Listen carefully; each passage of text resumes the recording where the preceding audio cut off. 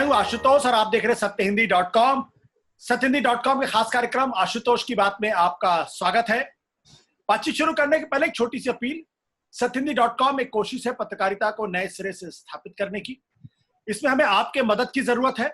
सत्य हिंदी सदस्यता अभियान के साथ जुड़िए।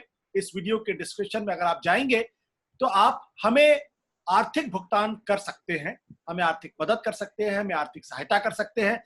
यह न केवल सत्यहिंदी.com के लिए एक बड़ी पूंजी होगी, बल्कि पत्रकारिता को स्थापित करने में भी आपकी बहुत बड़ी भूमिका होगी।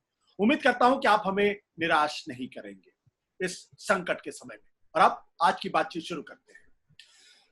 इस वक्त जब हम आपसे बातचीत कर रहे हैं तो दरअसल देश के अंदर लगभग 1 लाख कोरोना के केसेस प्रतिदिन हो रहे हैं। लगभग 96 पॉइंट समथिंग था और 1 लाख के आसपास आप मान के चलिए।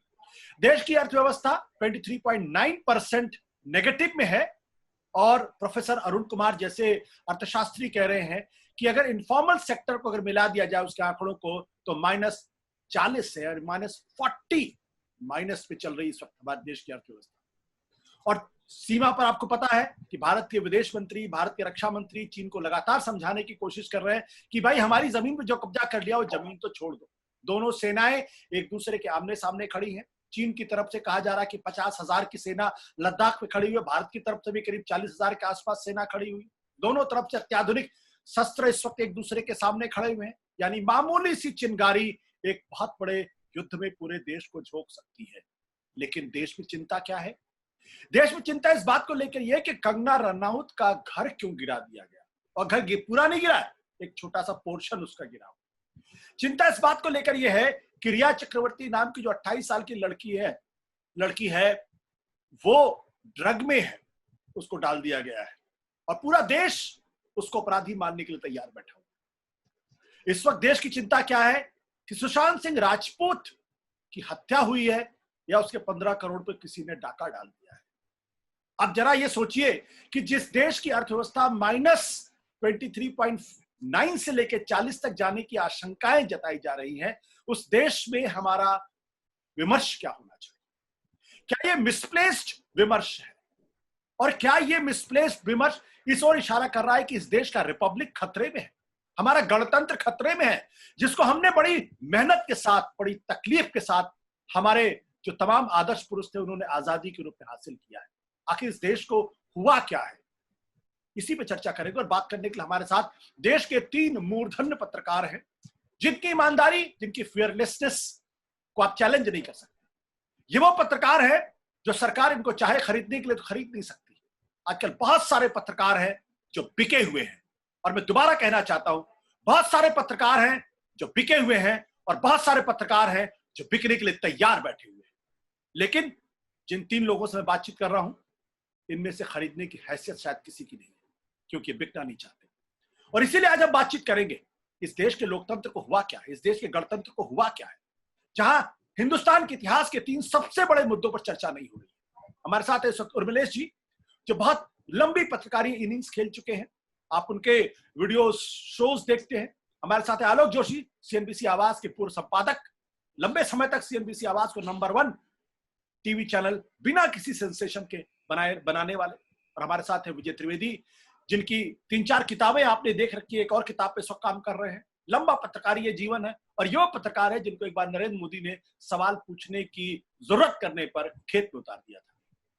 विजय जी, आप लोगों का बहुत बहुत स्वागत है। उर्मिलेश जी, आपका स्वागत है। और आलोक जी, आपका स्वागत है। उर्मिलेश जी, ये जो मैंने सवाल खड़ा किया है, अगर मैंने ये सवाल गलत खड़ा किया है तो आप मुझे कटघरे में खड़ा कर दीजिए। लेकिन क्या आज देश एक ऐसे विमर्श की तलाश कर रहा है जिससे भारत का रिपब्लिक बन नहीं सकता बल्कि बिगड़ सकता है? नहीं, जो आपका सवाल है बिल्कुल वाजिब है और मैं समझता हूं कि आज के राजनीतिक संदर्भ में इससे बड़ा और कोई सवाल हो नहीं सकता कि क्या वाकई हमारा गणराज्य ध्वस्त होने के कगार पर है। क्या इस तरह का डिस्कोर्स सामने लाया जा रहा है, क्या उससे जो जरूरी मसले लोगों के हैं वो बिल्कुल गायब कर दिए गए हैं? लेकिन मैं इसमें बस एक चीज जोड़ना चाहता हूं आशुतोष जी, आपके सवाल को वाजिब समझते हुए भी, कि हमारे देश में जो रूलिंग एलीट रहा है ना हमेशा से, उसकी कोशिश समय समय पर ऐसी होती रही कि डिस्कोर्स को कैसे डाइवर्ट किया जाए या लोगों के असल मसलों से कैसे ध्यान हटाया जाए। ऐसा भी दौर हमने देखा है जब जो रूलिंग पार्टी या रूलिंग पार्टी की जो नेतृत्वकारी लोग थे, उन्होंने बेहतर विमर्श खड़ा करने की कोशिश की, चाहे कोई एक इंडिविजुअल लीडर या उस पार्टी के अंदर के कुछ लोग, और उन्होंने बेहतर काम भी परफॉर्म भी किए। हम पहले की बात कर रहे हैं जी। लेकिन बाद के दिनों में ये जो पार्टी अभी सत्ता में है, इसके पहले भी जो पार्टियां सत्ता में थी, उनकी तरफ से भी डाइवर्जन की या हाशिए पर डाल देने की कोशिश जो है असल लोगों के वास्तविक मुद्दों को, ये चलता रहा है। ये कोई पहली बार नहीं है, लेकिन ये जो इस वक्त चल रहा है वो भयानक है। वो ऐसा कभी सोचा नहीं गया था कि भारत जैसे वाइब्रेंट डेमोक्रेसी कही जाने वाली डेमोक्रेसी में ऐसा भी संभव है। लेकिन ये संभव कैसे हुआ है? मुझे ऐसा लगता है कि पहले के जो नेता थे, पहले की जो राजनीति, पहले का जो राजनीतिक परिदृश्य था, उसमें और आज में एक बड़ा फर्क है कि पहले नेता थे और दूसरी कतार में भी विपक्ष के लोग होते थे। जनता तमाशबीन थी, क्योंकि जनता का एक छोटा हिस्सा ही केवल डिस्कोर्स में शामिल होता है और वो अपर स्ट्रेटा का होता है, वो कुलीन लोग होते हैं। हमारे जैसे मुल्क में ही नहीं, दुनिया के और भी मुल्कों में अगर कुछ एक वाइब्रेंट डेमोक्रेसी छोड़ दिया जाए, यूरोप की जो खासकर जिनको एक खास शब्दावली में पूंजीवादी लोकतंत्र कहते हैं, उन अगर डेमोक्रेसी को छोड़ दिया जाए, तो हमारे जैसे देशों में आम लोग तभी आंदोलित होते हैं जब ऊपर के लोग, जो पढ़े लिखे सुविज्ञ हैं, समझदार हैं, वो लोग इंटरवीन करते हैं। आजादी की लड़ाई में भी हमने देखा, हमने बाद के दिनों में भी देखा। इवन जेपी मूवमेंट, जिसको बहुत कहा जाता है कि महान क्रांतिकारी आंदोलन था, उस दौरान भी हमने देखा, क्योंकि हम तो बिल्कुल साथी थे, करीबी थे। तो हमारा ये कहना है कि आज जो है स्थितियां क्यों बदल गई हैं। पहली बात तो यह है कि केवल एक तरफा सब कुछ चल रहा है, यानी सत्ता पक्ष है, उसके सिंहासन पर शीर्ष नेता हैं, विपक्ष बिल्कुल गायब है, और अगर विपक्ष है तो उसकी बहुत महीन सी आवाज उभरती है जो जनता में नहीं पहुंचती। और तीसरी बात कि केवल वो आवाज लगाते हैं विपक्ष में एक आध लोग जो हैं, अच्छी अच्छी बातें करते हैं, कभी किसी बड़े अर्थशास्त्री से इंटरव्यू कर लिया, कभी कोई अच्छी बात कह दी, कोई आशुतोष जी को, आलोक जी को, हमको आपको अच्छी लगने वाली बात, लेकिन आम जनता तक पहुंचने वाली बात नहीं जाती है, पहली बात। और दूसरी बात यह है कि बीच में जो टेलीविजन नाम की चीज आई है, इसको टीवी पुरम कह सकते हैं, ये जो टीवी पुरम नाम की एक संस्था हमारे देश में पिछले कुछ एक सालों में स्थापित हुई है, दरअसल इसने रूलिंग जो पार्टी है या रूलिंग एलीट जो इस समय देश का है, उसके और अवाम के बीच में एक ऐसा तूफानी जंगल खड़ा कर दिया है, या इतना बड़ा दलदल खड़ा कर दिया है कि वो कहीं भी ऐसा नहीं लगता कि वो संवाद हो सकता है। एक तरफा चीजें जा रही हैं, और वो जो एजेंडा सेटिंग है, वो एजेंडा सेटिंग इतनी एक्यूरेट है कि लोगों को किसी और चीज से परवाह, ऐसा लगता है कि उनको परवाह ही नहीं होने दी जाएगी। बिल्कुल, वो अगर सोचे भी तो उनको नहीं दिया जाएगा। ये वजह है। आपने कहा कि एजेंडा सेटिंग हो रही है, और आपने इशारा किया कि सरकार की तरफ से हो रही है।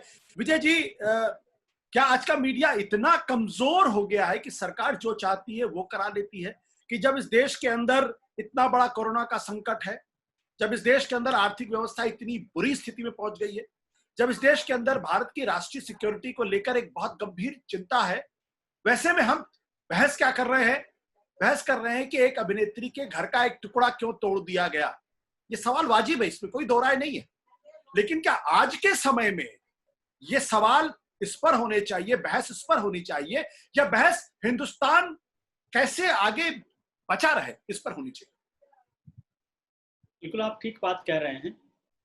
दो बातें हैं। एक तो ये कि मैं इसे मिसप्लेस्ड नहीं मानता, इसे मैं ऑर्गेनाइज्ड प्लान्ड भी मानता हूँ कि सरकारें जो हैं, चाहे वो केंद्र की सरकारें हों चाहे राज्यों की सरकारें, जो भी सरकार में बैठा है, जो सत्ता में बैठा है, वो आपको डाइवर्ट करना चाहता है। ये जो इश्यूज हैं वो सरकारों को मदद करते हैं। मैं ये नहीं कह रहा कि कंगना के साथ जो हुआ, कंगना का केवल घर टूटने की बात नहीं, जो कुछ हुआ उसके साथ या रिया चक्रवर्ती के साथ या सुशांत के साथ, वो सब भी इशू हो सकते हैं जिन पर चर्चा करनी चाहिए। लेकिन ये इश्यूज आपको सरकार को मदद करते हैं।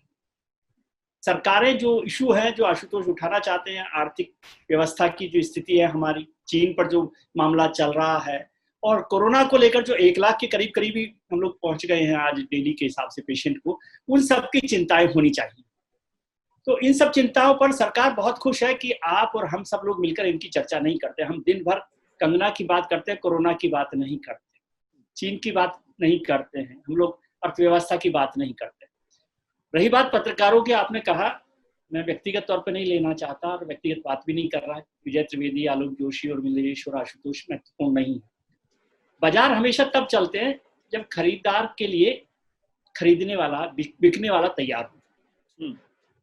आप बिकने के लिए तैयार हैं, हम सब लोग, जो लोग बिकने के लिए तैयार हैं, तो खरीदार हमेशा रहता है। और अभी तो मुझे लगता है कि आपकी कीमत इतनी नहीं लगी खरीदारी के इस पूरे बिजनेस में। मुझे हैरानी इस बात की हो रही है कि आपने अपनी कीमत भी नहीं समझी। आप बहुत सस्ते में, बहुत आसानी से, सस्ते का मतलब मैं पैसे के हिसाब से नहीं कर रहा, आप बहुत आसानी से, बहुत जल्दी बिकने के लिए तैयार हो गए हैं।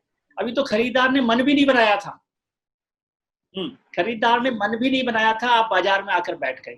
तो इस सब के लिए बार बार मैं इस बात का जिक्र करता हूं कि चोरियां तो होती हैं, लेकिन उसमें चोर से पहले चौकीदार भी जिम्मेदार है। मीडिया जो है वो चौकीदार है, और हम चौकीदार जो हैं या तो आंखें बंद करके बैठे हैं या चोर को जाने की इजाजत दे रहे हैं। तो जब चौकीदार ही परेशान है, चौकीदार ही गड़बड़ कर रहा है, तो इन सब बातों पर क्या होगा? सरकार को गाली देने का तो ठीक है, अच्छा लगता है कि सरकार को हम लोग गाली देते रहे, खुद के गिरेबान में भी झांकें, करते ना। और विपक्ष की बात जैसे उर्मिलेश जी ने कही, विपक्ष है ही कहाँ, विपक्ष बोल ही नहीं रहा, विपक्ष खड़ा ही नहीं है किसी इशू पर बात करने के लिए। उनके अपने झगड़े हैं, उनके अपने टंटे हैं, और फिर उनको लगता है कि इस मामले पर उनकी राज्य सरकारें वो भी कटघरे में आएंगी। तो विपक्ष उन सब मामलों को लेकर भी कहीं पर मौजूद नहीं है। तो विपक्ष और मीडिया वो ज्यादा जिम्मेदार है इन सब चीजों को चर्चा नहीं होने देने की। आलोक जी, विजय जी ने बहुत ही इंटरेस्टिंग बात की और बहुत अच्छी बात की। उन्होंने कहा कि भाई खरीदेगा तो तब जब आप बिकने के लिए तैयार होंगे। मैं यहाँ पे सरकार को जिम्मेदार नहीं ठहराता, और उर्मिलेश जी की बात में और विजय जी की बात में बहुत दम है कि हर सरकार का तरीका यही होता है। सरकार बाय नेचर रिप्रेसिव होती है। सरकार कभी नहीं चाहती कि उसकी जो कमियां हैं उसकी तरफ कोई इशारा करे। लेकिन ऐसा क्या हो रहा है कि सरकार, चाहे मीडिया हो, चाहे विपक्ष हो, और चाहे जुडिशरी हो, सब आज जो है वो कुछ भी कहने के लिए तैयार नहीं है। तो जब मैंने कहा कि रिपब्लिक खतरे में है, तो मेरा मतलब ये नहीं था कि सिर्फ सरकार की गलती है। मेरा कहने का मतलब ये था कि रिपब्लिक के, लोकतंत्र के जो मूल्य हैं, जो बुनियादी सिद्धांत हैं, वो खतरे में है। आप तो कह रहे हैं रिपब्लिक खतरे में है, मुझे लगता है कि रिपब्लिक ने खतरा खड़ा कर रखा है।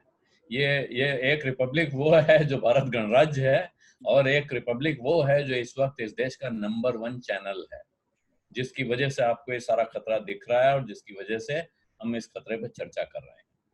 अब आप पिछले हफ्ते का बार्क का डेटा देखिए जो दर्शकों की संख्या गिनाता है।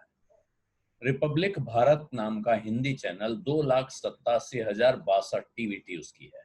इसको 1000 से गुणा कीजिए तो इसके दर्शकों की संख्या है। और दूसरे नंबर पे चैनल है जो वर्षों से इस देश का लीडर चैनल था, उसका नंबर है 1,98,245। 90,000 टीवीटी का गैप है पहले और दूसरे नंबर के चैनल के बीच में। ये क्या दिखा रहा है? और अभी एक दूसरी चीज और मेरी ध्यान में आई है जो मैं आपको बताऊं साथ में। कोरोना का संकट है, दुनिया में कारोबार नहीं चल रहा है, काम धंधे नहीं चल रहे हैं, लोगों की नौकरियां जा रही हैं, लेकिन अखबारों की रेवेन्यू उनके पुराने लेवल पर आ गई है, प्री कोरोना लेवल पर। और यही हाल टेलीविजन में जो लीडर चैनल है उनका है। सबका यही हाल नहीं है, लेकिन ज्यादातर जगह रेवेन्यू वापस पहुंच गया है। और ये रेवेन्यू कहां से आ रहा है, अगर आप इसको देखेंगे तो आपको सारा रहस्य खुल जाएगा। हर अखबार में, हर बड़े टेलीविजन चैनल पर सबसे ज्यादा पैसा कहां से आ रहा है? वो आ रहा है सरकारों से। सरकार केवल नरेंद्र मोदी की सरकार नहीं, वो अरविंद केजरीवाल की सरकार भी है, वो उद्धव ठाकरे की सरकार भी है, वो छत्तीसगढ़ के बघेल साहब की सरकार भी है, तमाम सरकारें। और अगर कोई माध्यम 2 चीजों पर टिका होता है, एक दर्शक, दूसरा विज्ञापनदाता, दोनों तरफ से डिमांड क्या है इसका साफ रिफ्लेक्शन आपको दिख रहा है। एक चैनल रिया चक्रवर्ती करता हुआ इस देश का नंबर 1 चैनल हो गया। उसने पिछले 20 साल से नंबर 1 रहे चैनल को पछाड़ दिया, और पछाड़ हल्का फुल्का नहीं दिया है, बिल्कुल जिसे बॉक्सिंग की भाषा में नॉकआउट कहते हैं वो किया है। 3 हफ्ते हो गए हैं, सामने से कोई ऐसा सामने वाला 1 से 10 तक की गिनती के बाद खड़ा होता हुआ दिख रहा हो, ऐसे आसार नहीं दिख रहा है। दूसरी तरफ से पैसा कहां से मिल रहा है? जिनको अपनी बात कहने से ज्यादा इस बात की फिक्र है कि ये चैनल कोई ऐसी बात न करने लगे जो हमारे लिए अनकंफर्टेबल हो, ये अखबार कोई ऐसी बात न छापने लगे जो हमारे लिए अनकंफर्टेबल हो। तो अब दरअसल पत्रकारिता तो कहीं हो नहीं रही। जो पत्रकारिता का पुरानी परिभाषा है कि journalism is printing something that somebody doesn't want you to print, everything else is public relation. तो अब तो चारों तरफ से पब्लिक रिलेशन ही हो रहा है। हमें लग रहा है, ऐसा देखने में लगता है कि शायद कंगना की खबर कोई नहीं चाहता है कि रुक जाए, या कोई चाहता है रिया की खबर रुक जाए। कोई नहीं चाहता है कि खबरें रुक जाएं। इसमें जितने पक्ष आपको खड़े दिख रहे हैं वो सब चाहते हैं कि यही खबर चलती रहे, क्योंकि अगर 24 घंटे ये खबर नहीं चलती रहेगी तो फिर ये लोग क्या करेंगे? फिर ये रोजगार की बात करेंगे, फिर ये इकोनॉमी की बात करेंगे, फिर ये सरकार के काम की बात करेंगे, ये लोग कोरोना की बात करेंगे। इससे अच्छा है कि इस हीरोइन के पीछे पड़े रहें या उस हीरोइन के पीछे पड़े रहें या किसी और के पीछे पड़े रहें। बिल्कुल आलोक जी, ये तो एक सरकार की चिंता हो सकती है कि भाई असली मुद्दों पर बहस ना हो, ये सरकार की चिंता हो सकती है। मीडिया के ऊपर तमाम सवाल है, वो एक असल सवाल है। लेकिन मेरा कहना यह है उर्मिलेश जी कि आज अगर आप संस्थाओं की तरफ देखते हैं, अगर आप जुडिशरी की तरफ देखते हैं, आप इलेक्शन कमीशन की तरफ देखते हैं, आप रिजर्व बैंक की तरफ देखते हैं, आप जो तमाम हिंदुस्तान की संस्थाएं थी जिनके ऊपर हमें गर्व हुआ करता था, जब आप उनकी तरफ देखते हैं तो ऐसा लगता है जैसे वहां भी कोई उम्मीद दिखाई नहीं पड़ रही है, वो भी पूरी तरीके से एकदम लंबा लेट हुए पड़े हुए हैं। तो ये जो स्थिति है, दरअसल इस रिपब्लिक को खतरा मीडिया से नहीं है, इस रिपब्लिक को खतरा उन तमाम संवैधानिक संस्थाओं के मैं शब्द का इस्तेमाल नहीं करना चाहता कि निर्वीर्य होने से है। उर्मिलेश जी। जी, मैं थोड़ी सी असहमति है, ज्यादा नहीं, लेकिन मुझे ऐसा लगता है कि ये जो संस्थाएं हमारी हैं, देखिए भारत को हम लोगों को बचपन से पढ़ाया गया था, बताया गया था कि भारत एक बहुत ही प्रौढ़ डेमोक्रेसी है, बहुत ही प्रौढ़ लोकतंत्र है। लेकिन मैं चूंकि जो इतिहास का विद्यार्थी रहा हूं, तो मैं अगर डेमोक्रेसी के इतिहास की बात अगर मैं करूं तो भारत को मैं कभी भी बहुत प्रौढ़ डेमोक्रेसी नहीं माना, और मानना भी नहीं चाहिए किसी भी ऐसे व्यक्ति को जो भारत के जनतंत्र को ठीक से समझने की चेष्टा करता है या कोशिश करता है गंभीर। हमारी डेमोक्रेसी एक इवॉल्विंग या एक विकासशील लोकतंत्र रहा है, तो ये पहले भी ऐसा होता था। ऐसा नहीं है कि जैसा मैंने भी पहले कहा, देखिए आजादी जब मिली थी उसके जनतंत्र के सूर्योदय में ही एक सरकार बर्खास्त कर दी गई थी, और वो केरल की सरकार नहीं थी। सबसे पहले जम्मू कश्मीर की सरकार बर्खास्त की गई 1953 में, और जिस व्यक्ति को बर्खास्त किया गया उसको सीधे जेल भेजा गया, उसको कहीं और नहीं रखा गया, उनको अपदस्थ किया गया, जेल भेजा गया, दूसरे आदमी को प्रधानमंत्री बना दिया गया। उन दिनों जम्मू कश्मीर में प्रधानमंत्री होता था। फिर हम ये भी जानते हैं कि केरल में सरकार सिर्फ 2 कारणों से अपदस्थ की गई, एक तो लैंड रिफॉर्म्स और दूसरा एजुकेशन बिल। तो मैं ये उदाहरण आपको इसलिए दिया, थोड़ा सा डाइवर्जन किया, कि भारत में जो इंस्टीट्यूशंस हैं, संस्थाएं जिनको कहते हैं, जैसे गवर्नरों की क्या भूमिका रही उस वक्त भी, आज आप देख रहे हैं, आज आपको नंगा नाच दिखाई दे रहा है बहुत सारी संस्थाओं का। लेकिन डिटोरिएशन तो पहले भी था। क्यों था? क्योंकि हमारी जो डेमोक्रेसी है वो कागज पर ज्यादा रही है और जमीन पर कम रही है। जमीन पर जब तक वो नहीं उतरेगी तब तक मुश्किलात आएंगी, और जिसकी तरफ बार बार एक आदमी ने इशारा किया था कॉन्स्टिट्यूएंट असेंबली में, और उस व्यक्ति का नाम था डॉक्टर भीमराव अंबेडकर, लेकिन उस आदमी की बात ही नहीं सुनी गई। वो अगर देखा जाए, उनका जो भाषण बहुत मशहूर है, जो 1949 में उन्होंने दिया था नवंबर महीने में, तो उसमें उन्होंने यही कहा था कि भाई हमने पॉलिटिकल डेमोक्रेसी तो खड़ी कर ली है, लेकिन what about the social and economic democracy, तो उसको नजरअंदाज किया गया। तो आज जो हालात हैं, वो तमाम जो स्थितियां बनी उसका एक कल्मिनेशन है, बहुत ही निगेटिव दिशा में। और ये जो संस्थाओं का जो जिक्र आप कर रहे हैं, जब तक जनता में एक जीवंतता नहीं रहेगी डेमोक्रेसी के प्रति, एजुकेशन नहीं रहेगी, समझदारी नहीं रहेगी, प्रौढ़ता नहीं रहेगी, ये वर्ण भेद और वर्ग भेद की जो सरहदें हैं ये जब मिनिमाइज नहीं होंगी, न्यूनतम नहीं होंगी, तब तक लोग अपनी मिथ्या चेतना में फंसे रहेंगे। और ये जो मिथ्या चेतना भारत में है वो आसमान के बादलों से भी ज्यादा घनी है। इतनी घनी दुनिया के किसी भी मुल्क में आपको इतनी मिथ्या चेतना नहीं मिलेगी जो हमारे देश की पूरी आबादी में है। और जो पढ़े लिखे लोग हैं, आप माफ कीजिएगा, इन्हीं में से नेता निकलते हैं, इन्हीं में से बौद्धिक निकलते हैं, ये सभी गणमान्य लोग होते हैं। लेकिन सबसे निगेटिव रोल आज इनका है। कुछ लोग हैं जो खड़ा होकर बोल रहे हैं, जोखिम लेकर भी, एक सेकंड, जोखिम लेकर भी मारे भी जा रहे हैं, गिरफ्तार भी किए जा रहे हैं, लेकिन उनके पक्ष में बड़ी कोई जमात या बड़ा हुजूम नहीं खड़ा होता है। तो मैं तो सैल्यूट करूंगा उन लोगों को जो जोखिम लेकर, जान हथेली पर लेकर बोल रहे हैं। लेकिन जो इंस्टीट्यूशंस की आप बात कर रहे हैं, देखिए अंतिम लाइन ये बोल रहा हूं, इसमें मीडिया को आप लोग कसूरवार नहीं ठहराते। आप लोग कहते हैं कि नहीं मीडिया तो बदल जाएगा। मैं भी मानता हूं कि समाज बदलेगा, जनतंत्र में थोड़ी सी ताकत आएगी तो मीडिया को बदलना पड़ेगा। लेकिन आज की तारीख में मीडिया बहुत बड़ा गुनाहगार है, क्योंकि ये पूरे समाज को न केवल सूचना नहीं दे रहा है बल्कि गलत सूचना दे रहा है। और गलत सूचना देकर लोगों को आगे बढ़ने या काम करने या हरकत में आने के लिए बिल्कुल जैसे लगता है नशा कर दिया है उसने, एक तरह का ओपियम जैसा।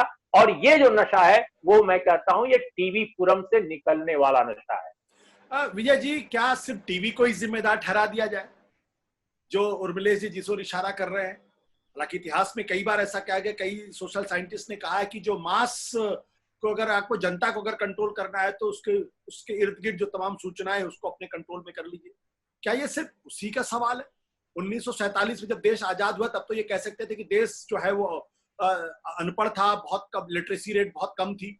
आज तो 73 साल से ज्यादा का वक्त हो गया है, आज भी हम वही रोना रो रहे हैं। क्यों? तो मीडिया को क्यों जिम्मेदार ठहरा रहे हैं?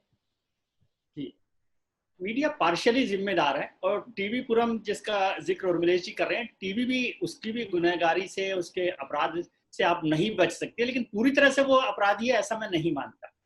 और आपने 1947 की लिटरेसी की बात की, तो मैं लिटरेसी और समझदारी और ईमानदारी दोनों चीजों को अलग अलग मानता हूँ। कम पढ़े लिखा होना ईमानदार नहीं होने का सबूत नहीं होता, और समझदार नहीं होने का भी सबूत नहीं होता। हमारी आजादी के बाद से जितने लोग पॉलिटिक्स में भी आए और बहुत सारे लीडर रहे, उसमें से ज्यादातर आबादी उस समय कम पढ़ी लिखी थी, लेकिन आप उनकी इंटीग्रिटी पर सवाल नहीं कर सकते। आज हमारे पार्लियामेंट में, आज हमारी विधानसभाओं में ज्यादातर पढ़े लिखे लोग हैं। हमारे पूरे सिस्टम की एक लिटरेसी रेट बढ़ गई है, 70% पर हम आ गए हैं। लेकिन क्या लिटरेसी रेट को समझदारी के साथ जोड़ सकते हैं? अगर समझदारी ही लिटरेसी होती तो ये सारे विषय जिन पर आप चर्चा कर रहे हैं वो खड़े हुए होते, उनके खिलाफ लोग खड़े हुए होते, लेकिन हम नहीं खड़े हो रहे। इसका मतलब लिटरेसी और समझदारी का कोई तारतम्य मुझे नहीं लगता है। मीडिया जिम्मेदार है, जो आलोक जी ने एक इनडायरेक्ट बताया कि हमारा रेवेन्यू जो है मीडिया का, अखबारों का, टेलीविजन का पूरा हो गया। आप केंद्र को छोड़ दीजिए, केंद्र को तो हम लोग दिन भर गाली देते हैं और उसमें मैं कोई बचाना नहीं चाहता, लेकिन बिहार में चुनाव होने वाले हैं। क्या आप देख रहे हैं कि बिहार की जो हालत है, बाढ़ को लेकर जो हालत हुई है, कोरोना में जो बिहार सरकार ने जो काम किया है, किसी भी तरह से सपोर्ट नहीं किया, वहां पे जो माइग्रेंट्स को जो पहुंच रहे थे उनको कोई मदद नहीं हुई। क्या कोई मीडिया, कोई अखबार वहां पर सवाल को उठा रहा है? आज बिहार के चुनाव आते ही वहां पर ये हो रहा है कि वीआईपी पार्टी का शेयर कितना होगा, उपेंद्र कुशवाहा की पार्टी को कितनी सीट मिलेंगी। हम फिर वही बेवजह की बात कर रहे हैं, क्या बीजेपी और जनता दल जो है मिलकर महागठबंधन को देंगे, लेकिन जो बिहार के इशू है उस पर हम चर्चा नहीं कर रहे हैं। तो बेहतर होगा कि हम ये थोड़े से मिथ से निकले, क्योंकि आशुतोष जी सबसे पढ़े लिखे आदमी, जेएनयू से पढ़े हुए हैं, और उर्मिलेश जी पढ़े हुए हैं, आलोक जी पढ़े हुए हैं, तो पढ़ना और लिखना और सवाल खड़े करना अच्छी बात है, लेकिन केवल पढ़े लिखे होने से सवाल खड़े करने की हिम्मत नहीं आती। हमारे यहाँ जितने आंदोलन हुए हैं उनमें कम पढ़े लिखे लोगों ने हिस्सेदारी ली है, लेकिन आज वो जो जनता है वो उन आंदोलनों में भी भरोसा नहीं कर रही। उर्मिलेश जी जिस आंदोलन में रहे हैं, इमरजेंसी के आंदोलन में, जेपी के आंदोलन में, उसका हर्ष हमने देख लिया। वही पॉलिटिकल पीढ़ी जो है आज इस देश की हालत खराब किए हुए है। 1989 में वीपी सिंह आए और जनता दल की जो सरकारें बनी और जो मूवमेंट हुआ, उसके लोगों को भी आप देख रहे हैं। उसके बाद आपने उस मूवमेंट को देखा जो अन्ना ने चलाया, उसके लोग भी आज सरकार में बैठे हैं। तो आंदोलनों से निकले हुए लोग ही आज हमें तकलीफ दे रहे हैं। तो मुझे आंदोलन को लेकर भी चिंता हो रही है। बिल्कुल आलोक, ये विजय जी को आंदोलन को लेकर चिंता हो रही है, लेकिन एक सवाल तो इस देश से पूछना पड़ेगा। सवाल यह है कि जब झूठी खबरें दिखाने वाले लोग और उनकी टीआरपी अचानक बहुत ज्यादा बढ़ जाए, राजपूत की खबर दिखाने पर रेटिंग बढ़ जाए, जब कंगना रनावत को दिखाने पर रेटिंग बढ़ जाए, तो फिर आप टीवी चैनल्स को क्यों जिम्मेदार ठहराएंगे? आप उन एंकरों को जिम्मेदार ठहराएंगे? तब तो जिम्मेदारी किसी और की होगी। देखिए, ये अब एक नारा है जयप्रकाश आंदोलन का, और मिलेश जी को याद होगा, सच कहना अगर बगावत है तो समझो हम भी बागी हैं। अब क्या कहना है क्या नहीं कहना है, हम एंकर को जिम्मेदार क्यों नहीं ठहराएंगे? तो ये हमारे बचपन से, मैं जब पत्रकार नहीं बना था, जब अखबार पढ़ना सीख रहा था, तब से डिबेट चल रही है कि भाई इस तरह तो फिर मनोहर कहानियां बिकती है, तो सारे अखबारों को मनोहर कहानियां बन जाना चाहिए। अखबारों ने बहुत लंबे समय तक, और इस बात का क्रेडिट प्रिंट मीडिया को दिया जाना चाहिए, उन्होंने बहुत लंबे समय तक इस लोभ का संवरण किया। बहुत सारे संपादकों ने, बहुत सारे मालिकों ने, केवल क्योंकि अगर मालिक नहीं चाहता तो संपादक की हैसियत नहीं है कि वो अखबार की इज्जत बना के रखे। मालिक का समर्थन, सहयोग चाहिए होता है, क्योंकि खर्चा भी उसी का होता है, घाटा और नुकसान, मुनाफा भी उसी का होता है। लेकिन टेलीविजन में दुर्भाग्य की बात है, मैं कहूंगा कि टेलीविजन ने बहुत जल्दी हिम्मत छोड़ दी, खास तौर पे उन लोगों ने जिनके ऊपर जिम्मेदारी थी, जो ट्रेंड सेटर थे, जो टॉर्च बियरर थे। उनके सामने जब चुनौती आई पहली बार कि किसी एक बड़े चैनल के सामने, जो इस देश का सबसे बड़ा चैनल था, जिसके पास उस वक्त सबसे ज्यादा संसाधन थे, उसके सामने एक ऐसा चैनल खड़ा हो गया जिसके पास कुछ साधन नहीं था। और जो आजकल एक शब्द बार बार चल रहा है, नंग बड़े परमेश्वर से, तो वो तो भाई खाली हो क्या करेगा? वो कुछ भी कर सकता है। वो खड़ा होकर सड़क पे तमाशा करने लगेगा। फिक्र की बात यह है कि वो तो तमाशा इसलिए कर रहा था क्योंकि उसके पास संसाधन नहीं थे, रिसोर्स नहीं थे, डेप्थ नहीं थी। वो उतने बड़े नेटवर्क से मुकाबला करने का उसको और कोई रास्ता नहीं सूझा, तो उसने एक ऐसा तमाशा खड़ा कर दिया जिससे उसके पास टीआरपी आने लगी। चिंता की बात यह है कि वो नेटवर्क जिसके पास बहुत बड़ा रिसोर्स था, बहुत डीप पॉकेट्स भी थी, उसने भी ये हौसला नहीं दिखाया कि वो हिम्मत करके खड़ा रहे, वो खबर पे डटा रहे, वो अपने संवाददाताओं के नेटवर्क का दम दिखाए और इस तरह का तमाशा करने वाले की नॉइज बंद करे। इसके बजाय उल्टा हुआ क्या कि तुम भी भाई, ये रिपोर्टर की खबरों का कोई मतलब नहीं है। जब वहां वो आदमी अकेला खड़ा होकर इतना बढ़िया तमाशा कर सकता है, तो अपने को क्या जरूरत है ये सब करने की? यहाँ भी वही तमाशा शुरू हो गया और उसके बाद से प्रचलन हो गया। आपने ये जो डिबेट की परंपरा है इस देश की, जिसको हम देख रहे हैं कि अब तो बाहें चढ़ा चढ़ा के और चुनौती दी जा रही है, ताल ठोकी जा रही है, ये इसीलिए है कि इसमें खर्चा पानी कुछ नहीं होता। ये मॉडल बहुत अच्छा है, सबको सूट करता है। इसमें करने वाले को कुछ नहीं करना है, कोई मेहनत नहीं करनी है, एक विषय पर 5 लाइनें याद कर लेनी है, कसम खा और अंतरात्मा में सोच लेना है कि यही सत्य है, यही अंतिम सत्य है और यही मैं सबको बताऊंगा, ये मेरा पुनीत कर्तव्य है। और देखने वालों को मुझे लगता है मजा आ रहा है। ये सवाल मैंने अब से लगभग 10 साल पहले एक टेलीविजन के बहुत नामी गिरामी संपादक से पूछा था कि आप लोग जो कर रहे हैं ये न्यूज के नाम पर, ये आपको अजीब सा नहीं लगता? उन्होंने कहा आप दरअसल थोड़े पुराने हो गए हैं, आप ये बात समझ नहीं रहे हैं कि न्यूज के जो दर्शक हैं, जो आप जैसे लोग हैं, ये तो वो तो वही हैं, लेकिन इस चैनल की व्यूअरशिप उससे 50 गुना हो गई है। ये जो 49 गुना लोग नए आए हैं, ये कुछ और देखना चाहते हैं, तो हमको तो अब वो दिखाना है जो ये देखना चाहते हैं।